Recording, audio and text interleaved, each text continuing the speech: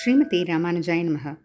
வசுதேவசுதம் தேவம் கம்சச்சாணூரமர்தனம் தேவகீ பரமானந்தம் கிருஷ்ணம் வந்தே ஜகத்குரும் சாந்தாகாரம் புஜகசயனம் பத்மநாபம் சுரேஷம் விஸ்வாதாரம் ககனசதிருஷம் மேகவர்ணம் சுபாங்கம் லக்ஷ்மீகாந்தம் கமலநயனம் யோகிஹ்ருத்யானகம்யம் வந்தே விஷ்ணும் பவபயஹரம் சர்வலோகைகநாதம்.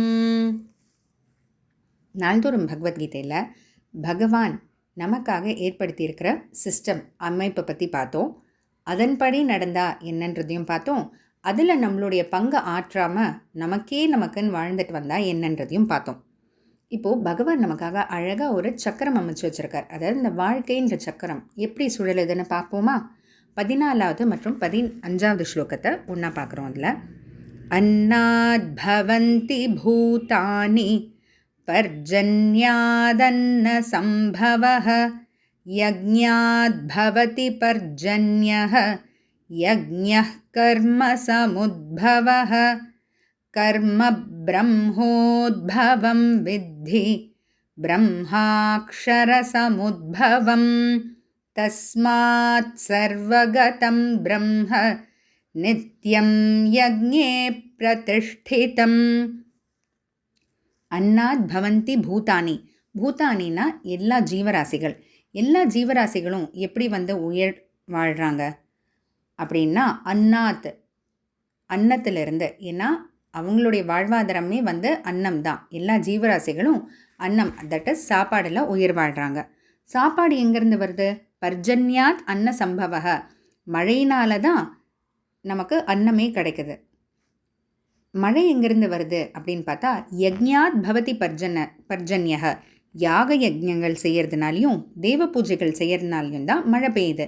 இதை நம்ம 11வது ஸ்லோகத்திலே பார்த்தோம் இல்லையா? தேவான் பாவயத்தானேன தே தேவா பாவயந்துவக. நம்ம செய்ய வேண்டிய தேவ பூஜைகள் யாக யஜ்ஞங்கள்லாம் செய்ய தேவர்கள் நமக்கு மழையெல்லாம் கொடுப்பாங்கன்னு. அதுபோல் சரி, யாகங்கள் எதிலிருந்து வருது? யக்ஞக கர்ம சமுத்பவக. யாக யஜ்ஞங்கள்ன்றது நம்ம கண்ணம் மூடிட்டு தியானம் செஞ்சுட்டு செய்யக்கூடிய செயல் கிடையாது. அதுக்கு செயல்பாட்டினால தான் யாக யஜ்ஞங்கள் செய்ய முடியும். அதனால் கர்மத்தினால தான் யாக யஜ்ஞங்கள் நடக்குது. யஜ்ஞக கர்ம சமுத்பவக. சரி, இந்த கர்மம் எதனால் ஏற்படுது அப்படின்னு பார்த்தா கர்ம பிரம்ம உத்பவம் வித்தி.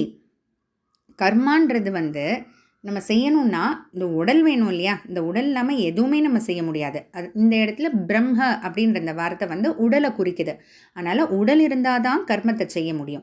சரி, உடல் எங்கேருந்து வருது அப்படின்னா பிரம்ம அக்ஷர சமுத்பவம். அக்ஷரம் என்னும் ஆத்மாவிலிருந்து தான் இந்த உடல் அப்படின்னு சொல்லக்கூடிய இந்த பிரம்ம அப்படின்றது பிறக்குது. அப்போ இந்த சக்கரம் எப்படின்னு பாருங்கள்.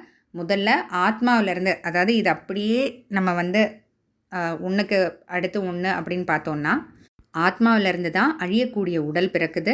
அந்த உடல் இருக்கிறதுனால தான் கர்மங்களை செய்ய முடியுது. அந்த கர்மங்களை செஞ்சு தான் உயர்ந்ததான யாக யஜ்ஞங்களை செய்ய முடியுது. அந்த யாக யஜ்ஞங்கள் தேவ பூஜை மூலமாக தான் நமக்கு மழை பெய்யுது. மழை பெய்யறதுனால தான் அன்னம் விளைகிறது. அன்னம் அது விளைந்த அந்த அன்னத்திலேருந்து தான் எல்லா ஜீவராசிகளும் உயிர் வாழ்கிறாங்க அப்படின்னு. இப்போ நமக்கு யோசிக்கலாம், இதில் எங்கேருந்து சக்கரம் வருது, இதோட முடியுதே அப்படின்ட்டு. ஆனால் இப்போ நீங்கள் பார்த்தீங்கன்னா இந்த ஜீவராசிகள் உயிர் வாழ்கிறாங்க அப்படின்ற பார்க்குறோம் இல்லையா? ஜீவராசிகள் தான் ஆத்மா. நம்ம முதல்ல பார்த்தோம் இல்லையா? ஆத்மாவிலேருந்து தான் அழியக்கூடிய உடல். அதை அப்படியே கனெக்ட் பண்ணிக்கோங்க. இது ஒரு சக்கரமாக பாருங்கள். ஒன்றும் இல்லை, இப்போ இந்த சக்கரத்தோட மேல் பகுதி அப்படின்ட்டு ஒரு இமேஜின் பண்ணிக்கோங்களேன். மேலேருந்து அப்படியே ஆரம்பிங்க, அப்படியே ஸ்லோவாக. ஆத்மாவிலேருந்து அழியக்கூடிய உடல் இருக்கிறதுனால தான் கர்மாக்கள் செய்ய முடியுது. அந்த கர்மாக்கள்லேயே உயர்ந்ததான யாகம் யஜ்ஞம் தேவ பூஜை செய்கிறோம். அந்த தேவ பூஜை செய்கிறதுனால மழையினால் அன்னம் விளையுது. அன்னத்திலிருந்து தான் இந்த ஆத்மாக்கள் ஜீவராசிகள் உயிர் வாழ்கிறாங்க. அந்த ஆத்மாக்கள்லேருந்து தான் உடல் பிறக்குது அப்படின்ட்டு அப்படியே ஒரு சக்கரம் மாதிரி வருதா? அதுதாங்க. இதுதான் பகவான் நமக்கு வாழ்க்கைக்கான இந்த ஒரு அழகான சக்கரத்தை ஏற்படுத்தி வச்சிருக்கார். இப்போ இதனால் என்ன? தஸ்மாத், அதனால் சர்வகதம் பிரம்ம, எல்லா இடத்துலையும் இருக்கக்கூடிய இந்த உடலானது நித்தியம் யஜ்ஞே பிரதிஷ்டிதம். அல்டிமேட்டாக யாக யஜ்ஞங்கள் தேவ பூஜையினால தான் நிலை நிற்குது அப்படின்ட்டு. ஏன்னா என்னதான் ஆத்மாவிலேருந்து உடல் வருது, உடல் தான் கர்மாக்கள் செய்யுதுனாலும் இந்த யாக யஜ்ஞங்கள் செய்யாமல் அடுத்த பகுதியான மழையினால் வரக்கூடிய அன்னம் இல்லை அப்படின்னா இந்த ஆத்மாக்கள், இந்த ஜீவராசிகள் எதுவுமே வந்து உயிர் வாழ முடியாது.